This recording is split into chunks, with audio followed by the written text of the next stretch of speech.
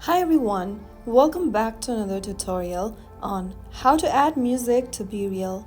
Whether you're vibing to Spotify or Apple Music, this feature will add extra personality to your BeReal moment, so let's get started.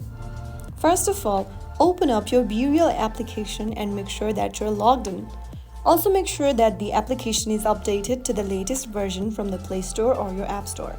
Now, before you take your new BeReal, start playing your music using either Spotify or Apple Music.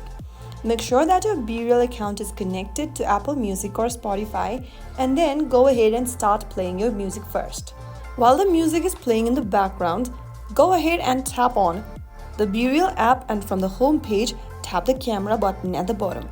Now go ahead and take a picture by tapping the shutter icon, and right after you do that, you will be able to take the picture, as well as the BeReal app will detect what's currently playing on your device, and the song will be posted at the bottom right as you can see it on the screen.